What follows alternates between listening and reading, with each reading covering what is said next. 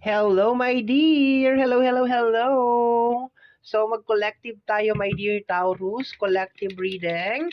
Bago tayo mag-proceed, mag-reminder muna ako na ang gagawin natin ngayon ay collective reading. So, hindi po ito 100% na magre-resonate para sa ating lahat. So, please, my dear, lower your expectation pagdating po sa mga collective reading kahit na sa mga general reading. Okay? So, kukuha tayo ng 10 cards. Kuha tayo ng 10 cards, my dear. Tapos, i-combine lang natin yung energy. Okay? Tingnan natin kung ano masasagap natin today. And take time ako, my dear, mag-reading ngayon ha. Hindi ako magmamadali.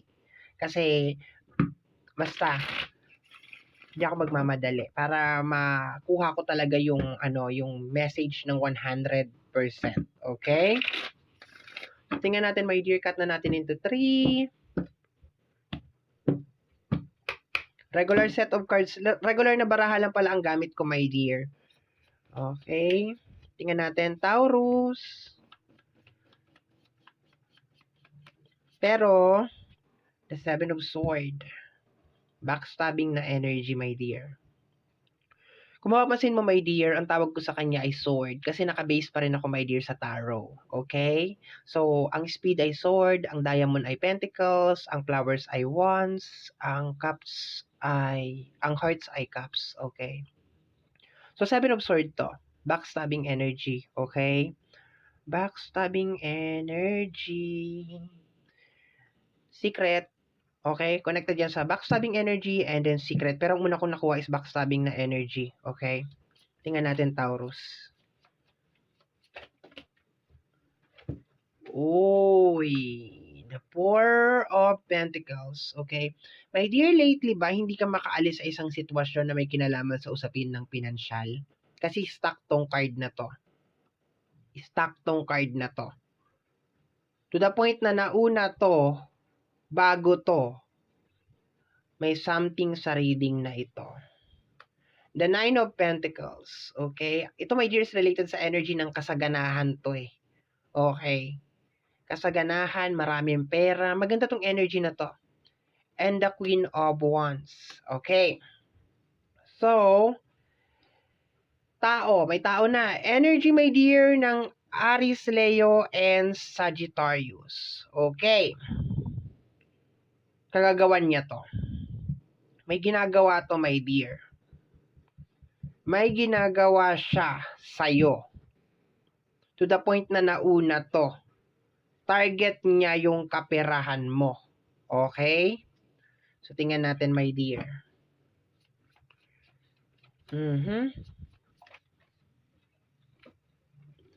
Gusto niya maghirap ka. Five of Pentacles.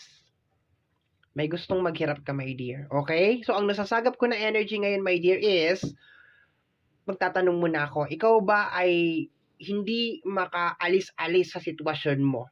Okay, yung typical, my dear, na lahat ginagawa mo na para makaalis ka dyan sa sitwasyon mo. Problema sa pera to, my dear. Problema sa pera to. Okay?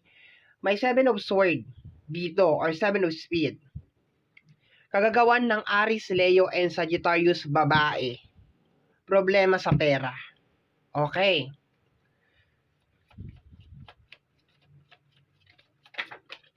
The Nine of Swords. Stress to, my dear. Stress card to. Sleepless night, overthinking. Malupit to. Nanginginig ako, ti. Nanginginig ako. Okay. Parang ayaw niya yata na ibunyag ko siya. Okay, saglit lang ha. Taurus. Nai-stress ka. Gusto niya may stress ka. Ayan, no? Gusto niya may stress ka. Gusto niya may stress ka sa pera. Gusto niya actually maghirap ka. Gusto niya hindi ka makaalis dyan sa sitwasyon mo na yan. Bakit kaya may mga taong ganito? The Five of Cups. Five of Cups. Ano ba yung energy ng Five of Cups? Nakapokus si Five of Cups sa energy ng mga bagay na nawala sa kanya. Tinitira niya, my dear, yung emosyon mo. Okay? Tinitira niya yung emosyon mo. Doon kanya tinitira, my dear. Tinitira kanya doon yung walang yung mga wala, okay, doon kanya tinitira. Okay, walang toyo, walang suka, walang ganon, walang yung tinitira kanya doon. Kasi ito, my dear, kung titingnan, babalik tayo doon sa tarot, babalik tayo. Ang Five of Cups, makikita mo doon, merong tao na nakatayo, nakabalot siya ng kulay itim na parang kapa or parang kung ano man yung tawag niya doon, parang damit. And then nakatingin siya doon sa 3 cups na natapon. Pero sa likod niya, meron pang 2 cups na nakatayo. Okay, so doon siya nakapokus na nakapokus. In short, may something na ginagawa to. May something na ginagawa siya sa'yo. Ayaw kanya maging successful, oh, kasi ito energy to ng success eh. Ayaw kanya maging successful, my dear. The Five of Swords, nag-away daw kayo nito. May away kayo, may alitan kayo, may hindi kayo pagkakaunawaan. Yan ang nakukuha ko dito, my dear. Okay? Grabe yung galit sa'yo nito. Grabe. Umuulan ng 5, oh. Umuulan ng 5. The Six of Swords. Ayaw ka talaga niya, my dear, na makaalis. And umuulan ng 5, my dear, pinakukulam ka nito. Pinariritwalan ka nito. Pampabalisa ang ginagawa sa'yo, my dear. Tinitira niya yung usapin ng pinansyal mo, my dear. Tinitira niya talaga. Okay? Energy to, my dear, ng fire sign, Aries, Leo, and Sagittarius, babae. Siya ang dahilan, my dear, kung bakit ka nagkakaroon ng problema na may kinalaman sa usapin ng pinansyal. Hindi ka makaalis-alis, oh. Ayan, oh. Binabackstab ka niya, oh. Teka lang. Dagdagan ko ng tarot, my dear. Dapat black card lang to eh. Okay? Dagdagan ko ng 2 card pa. Okay? Dadagdagan ko pa ba? Galing na lang sa black card na lang, my dear. Wag na yung tarot card. Dito na lang sa black card. Kasi puro lang talaga. Ay, sabi ko black card lang ako today. Hindi ako gagamit ng tarot. Okay. The Ace of Cups.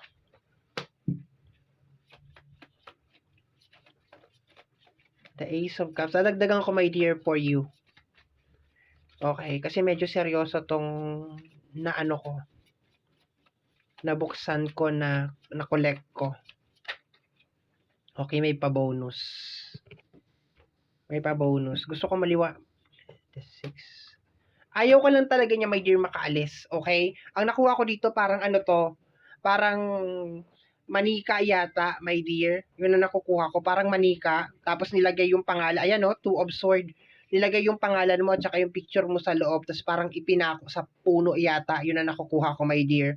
Yung manika na yun, meron siyang nakalagay na pangalan mo sa loob at saka litrato mo.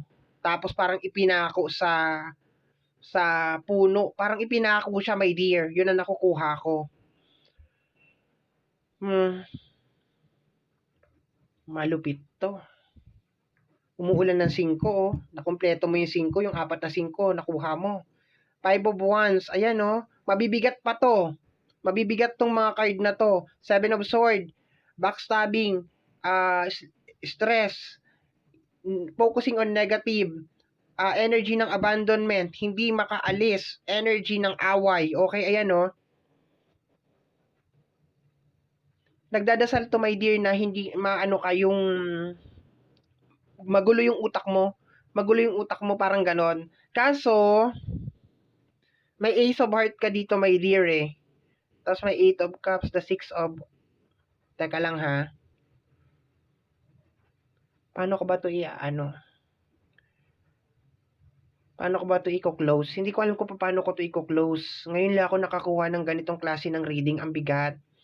So, ganito na lang, my dear. Kailangan ko siyang i-close. Hindi ako pwede magtambay dito, ha? So, ganito na lang. Hanggang dito na lang muna tayo, my dear. Tapos, iisip ako ng paraan.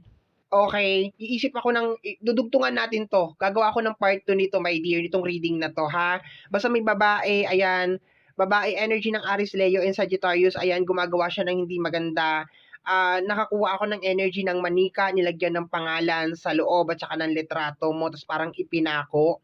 At saka nakaka-receive ako, my dear, na lately ba parang may naaamoy ka na parang kakaiba, parang amoy tanso or parang amoy nasusunog na something, gano'n. Kasi parang meron pa siyang ginagawa.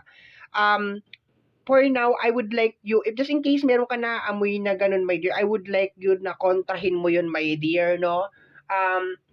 Mag-insenso ka, okay? Bumili ka ng Palo Santo or bumili ka ng, depende, my dear, kung anong gusto mo, Palo Santo or kahit anong insenso, my dear, mag-insenso ka. So, every time na naaamoy mo yun, mag-insenso ka kaagad, ha?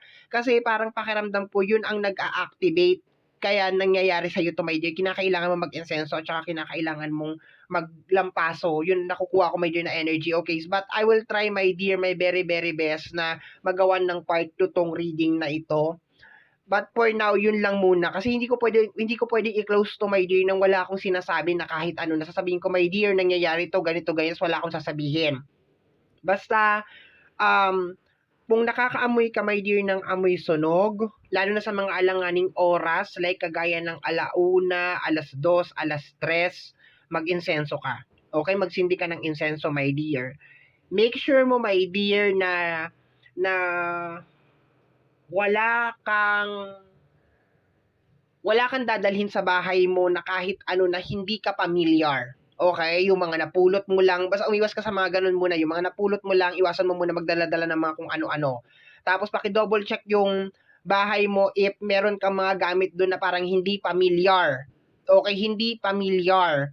Kasi parang pakiramdam ko parang may binigay din to sa'yo. Okay, pakiramdam ko kakilala mo to, my dear. Parang may binigay din siya sa'yo. Okay, ballpen, tasa, or something, or kahit sabi mong simpleng invitation lang, papel, envelope, pakitapon yun, pakisunog yun. Okay? So, kasi hindi ko alam kung magagawan ko to ng part 2. Pakitapon yun, pakisunog yun. Kung damit, pakitapon yun, pakisunog yun. Kung ano yung binigay niya sa'yo for now. Basta every time may na makakaamoy ka ng amoy sunog or parang may kakaiba, mag-insenso ka kaagad. Okay? Para makontra yung amoy na yon o yung nangyayari na yon. Kahit anong oras pa man yan, mag-insenso ka, my dear. And, ang hirap nung ganito, darling. Ang hirap. Kasi, and,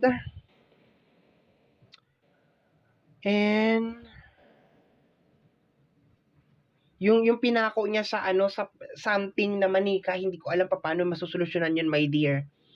Pero yun, so far yun lang ang nakukuha ko. At saka maglampasok ka ng sahig mo, my dear. Please, maglampasok ka ng sahig mo. Okay? Maglampasok ka. Linisin mo yung sahig mo lagi. Okay? Panatiliin mo malinis yung sahig mo. Yun ang nakukuha ko, my dear. Basta, panatiliin mo, my dear, na malinis yung sahig mo. At saka, i-check mo, my dear, yung bahay mo. Kung ano yung mga gamit dyan na parang hindi familiar. Maglinis ka, mag-decluttered ka. Okay? Kasi parang pakiramdam ko may binigay sa'yo tong taong to. May inabot sa'yo tong taong to. Okay? So, my dear, hindi ko na to pahabain, sumasakit ng aking sentido. Okay, pasensya na po. Naloka ako sa reading na to, promise. So, my dear, ito ang ating collective reading, nakakalokang collective reading, my dear Taurus. Somehow, my dear, kung nagustuhan mo ang ating nagustuhan mo ang ating reading, pasensya na, my dear, pati ako nababalisa. Yung ating reading, don't forget to subscribe, pakiclick, my dear, yung notification bell para ma-update ka sa ating mga upload, and if you like, please share, please comment sa lahat ng ating mga videos. Once again, my name is RJ, also known as Apo J. Maraming salamat po, and until next time, bye-bye. Thank you, my dear. Salamat po.